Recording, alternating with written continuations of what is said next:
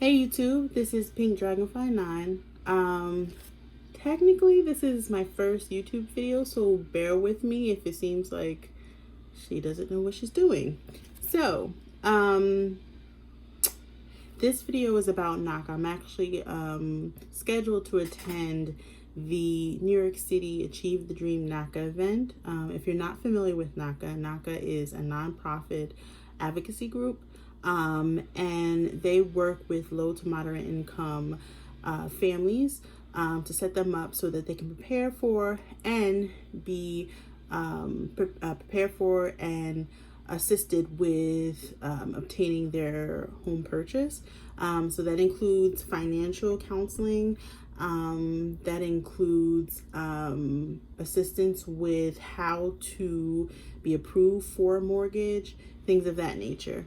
And I actually learned about this program from a friend who told me about it last year in 2018. Up until then, I thought, okay, I would love to buy a house, but it's probably going to be a few years from now. So I didn't think it would be something that I could actually work towards much sooner than that. But they told me about this program. I went to the workshop in about, I think it was like December 2018. I think December 2018. And I was excited right from the get.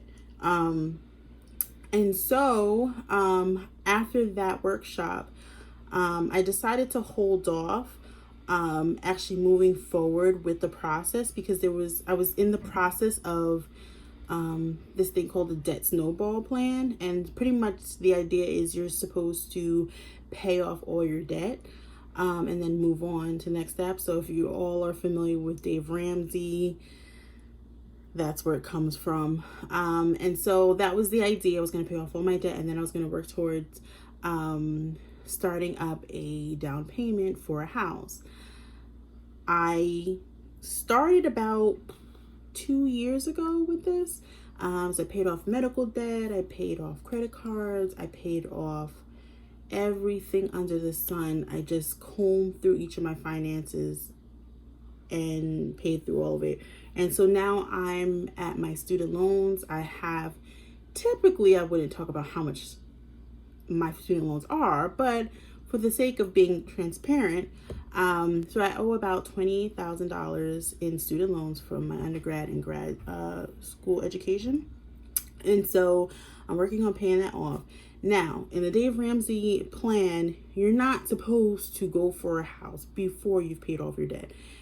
And I don't recommend that you stray from the plan because I think the plan that Dave Ramsey has set up is perfect. However, I'm going to take a risk and do that. I don't recommend you follow me. Don't follow me. Listen to him, not me. But I'm going to hope that it works out and there's no issues. So I'm planning on paying off the student loans in 1 year. So I think if there's an overlap, I think I could do it. I was able to pay off my car in like 8 months. So I think I could do this student loan thing. So by the time I got to this NACA event, I'm like, all right, let me just finish off my car. And I was planning on finishing up in like April, May. I just wrapped that up. And so once I paid off my car, I was like, okay, now I think I'm ready to do NACA. And I was planning on scheduling meeting with the mortgage counselor. But then I realized there was an advertisement that NACA was going to have a Achieve the Dream event in New York City. And I said, I think that was like, might have been the first time they've done it in New York City. Please provide in the comments if I'm actually incorrect about this. But anyway, so I was like excited, like, okay, maybe I could do this. So I signed up for the Achieve the Dream event. The NACA Achieve the Dream event is supposed to be a much speedier process where you're allowed to go through all the steps that may have taken several months to accomplish. You can accomplish in 1 day. So that includes attending the workshop, which I've already done already, meeting with a mortgage counselor, and meeting with the staff that I guess handle looking at your finances. In addition to that, I don't know if it's the underwriter, I think, getting approved all in 1 day. That's assuming that your paperwork is in order. So because I'm attending this event and I have not actually met with a mortgage counselor, I'm going into this like completely blind. First off, shout out to everyone on YouTube that has uploaded a NACA video.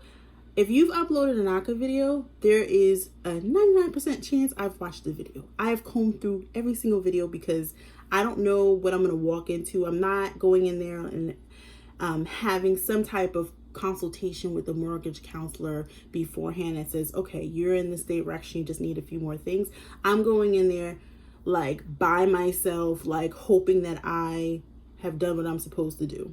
So with that being said, I think I maybe overdone it, but I'm trying to just keep it safe. So I'm trying to keep all the information that I can in this binder. So again, thank you for all the NACA like people on YouTube, like, you know, the challenges, the good times and all like that. Without you guys, I would not have been able to figure out what I need to do. So shout out to y'all. Thank you. So starting off, I actually have my like binder that I put together. And I put together like, I'm kind of like a part-time type A personality, not all the time, part-time. And so I put together like a table of contents. So I just have information like general information, information on my taxes, try to color code it. I'm trying to make this as easy as possible for whoever's reviewing my application to say, okay, I don't have to dig through her paperwork. She's making it super, super easy. Let me, you know, I figure that might help my application. And then like going through my assets, like my employment, and then all my expenses, like my student loans and my rent and everything like that. So I put together that table of contents, and then I have like let's see if I can cover this up, like just because NACA is supposed to be like approving your mortgage based off of character. I said, okay, let me write like a little bit of a letter explaining who I am and what I'm interested in and just a little bit about myself. So I put together like how do I cover this up? A little bit of a letter about me, that's dated the day of the event. And then the next item, I have my driver's license. So I have that, and then like a copy of my driver's license, and then a copy of my voter registration, and like an ID card for that. And then like I have a receipt of my payment to NACA. So I paid in advance, just so I don't have to worry about it when I'm there. I did schedule an appointment with a mortgage counselor just in case I get to achieve the dream event and they're just like, no girl, not today. So I scheduled one that's in the fall.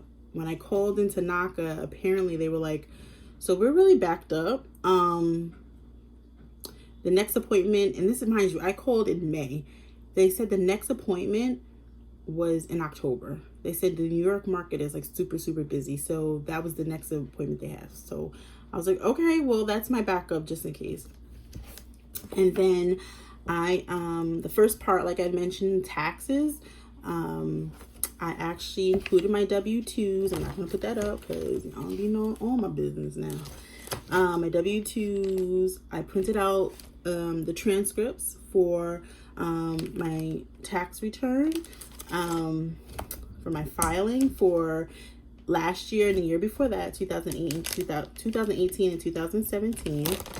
And I'm, based off of the videos that you guys have uploaded, other people have uploaded, I included a letter of explanation for every single document that I thought might have some questions, like that, you know, the mortgage counselor, the underwriter might not be completely sure about. And so I just wanted to explain that in advance. So I have that sitting as a letter for each section, for taxes, for assets, for expenses, everything, just in case. And so that's my taxes. I have all that information printed out and ready to go. again, I wasn't sure, so I'm just kind of like printing out everything and just to be safe. And then the next section is my assets. Again, I have a few letter of explanations. I have the list of my employers over the past 2 years. And so I have a main like 9-to-5 job. However, I also do Uber and Lyft occasionally just to get extra cash. That's what I was using to build up extra cash to pay off my car faster, and also to build up my savings so I could get ready for this event. So I do that occasionally. And for, let's see. Okay, so I have a printout of my pay stubs for every single job that I've had. I did have a part-time job earlier this year with a local grocery store near me, just to, again, add cash to pay off my car faster. I no longer work there, but I included that just in case they wanted to know. I don't know if there's like a time limit or something like that. So I was like, print it. When in doubt, print it out. I like that. When in doubt, print it out. Okay, so, and then I have a printout of my 403B because I work for a nonprofit. And just, that's helpful because based off of what I've seen on the blogs, that you can use your retirement savings as part of, paying down your interest with NACA. So I was like, okay, let me print that out. And let's see. Then, so that's my assets. The next section is my expenses. So again, I wrote out a letter of explanation. And for each of the documents, so one letter of explanation for each document that might be in question. So I didn't do one for each section, I should say. So I printed out the budget form, the NACA budget form, and try to like gauge that, like look at my numbers versus my actuals. And so try to make sure that it actually made sense. So everything pretty much lines up. Then I have a printout of my participation pledge. I don't remember if I did that at the NACA workshop, so I'm just gonna print out another one. And then I have a printout of my bank statements over the past several months, over the past 90 days as they specify online. So I have 2 bank accounts. One account I use only for paying my bills. That is all I use it for. And then I have another account where I use it for my savings and I pay my rent with it. So it just keeps things organized and I don't get confused, and I'm not trying to mess up my money like that. So, and then I have a printout of my credit card. I know Dave Ramsey does not believe in credit cards. I have not gotten rid of my credit card. If you're a Dave Ramsey follower, please don't judge me. One day I will get rid of it. I just haven't done it yet. So, and then I have an Express credit card, but I don't use it. So, I haven't used it in years. And then I have like my landlord contact list. So I've lived in the same spot for 2 years now. So I think that covers the duration that they're looking for. And so my landlord has been really awesome. I told him about what I'm trying to do, and he's familiar with NACA, and he actually printed up a letter for me just confirming that I'm a tenant, how much I pay every month, that I'm in good standing. Then he also made a copy of my lease agreement, and he also sent me copies of every single payment I've made over the past 2 years. So I have that all printed out. I think I'm gonna just bring the past year, but I can provide the past 2 years if I have to.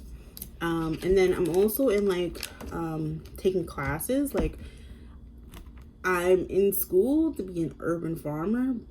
I know it's not too many of us. So as you can see, I've been out in the farm. No, so I have about 3 payments left in that program.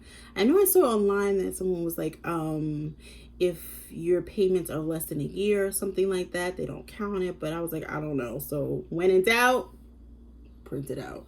So I printed out how many payments I have left in the program, and then I'm also taking like a event type of venue program. So I have like 9 payments with that. So that'll be done in early next year. I'm probably gonna pay it off beforehand. There was one account that I came on my credit like the beginning of 2018, which I didn't even realize when I had moved from my previous apartment. I didn't even realize that I had an outstanding bill with Time Warner, and I got a random, letter out of nowhere like, you owe us money. And I'm like, girl, what? Like, so I paid them off immediately, but they put it on my credit, and apparently they were mailing the letter to my old address. So I didn't even get it until I moved, and this is like months later. So they're like, oh, we've been mailing. I'm like, you haven't been mailing me. So I never got it. So and once I did, I paid it off right away. So I have a copy of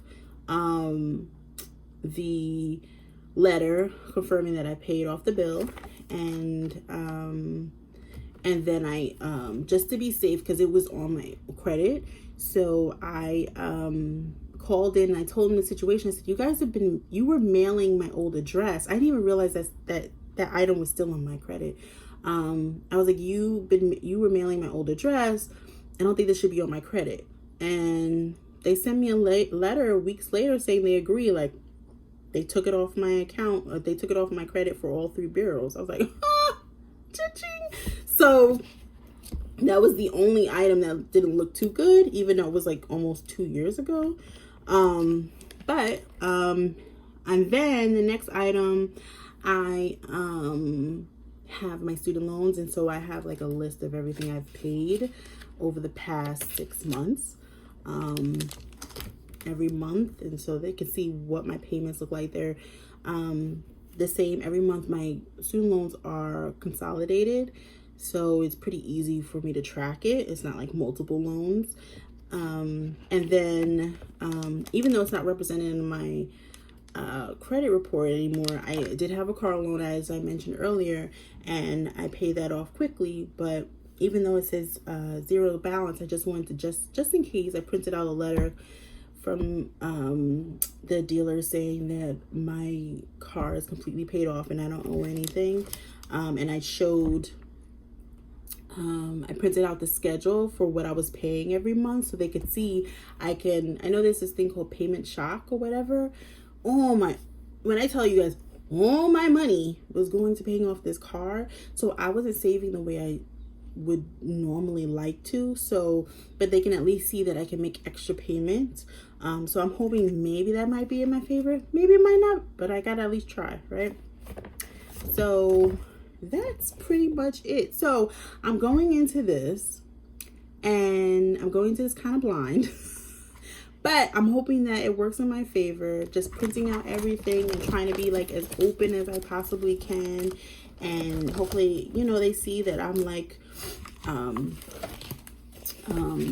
I would be a good candidate for being approved for a mortgage.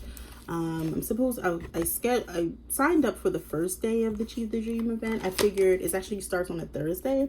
And I figured, all right, let me go when a lot of people are going to work. I'm gonna go there early as hell in the morning, and let me go there when most people are at work. So I know there's gonna be a crowd. I know there's definitely gonna be a crowd. However, because it's New York City, but I'm hoping that going early in the morning reduces the crowd. And especially if, let's say, I go into the Achieve the Dream event and they're like, we need more paperwork. So at least I can go in the next day, versus if I like go on the last day or the day before last. It doesn't leave me much room to like go back in and try again, I don't know if they make you wait a certain time, but if they don't, guess who's gonna be on that line? Me. So that's pretty much it. I'm hoping that I everything works out. I'm gonna going there in a few days. I'm not gonna lie, I'm a little nervous. I'm like a little scared. I'm hoping that it works out. I live in New York City, but I would like to purchase a home in Philadelphia where my family lives. where my paternal family lives. And so I'm hoping that they approve me for that and I can get started on the next stage of Pink Dragonfly 9's life. So if you have any recommendations, if you have any like comments or anything, stay positive now. Anything, just comment below. And in a few days, I'm gonna find out, is Pink Dragonfly 9 approved or not? Am I gonna get a house or not? So that's pretty much it, guys. Thank you for watching. Hopefully it wasn't too long, and hopefully I wasn't too boring. So until next time, I'll let you guys know what the outcome of this is. If I get the loan or if I don't, you know, you'll probably be able to tell right off the bat from my expression from the beginning of the video. So thank you for watching, and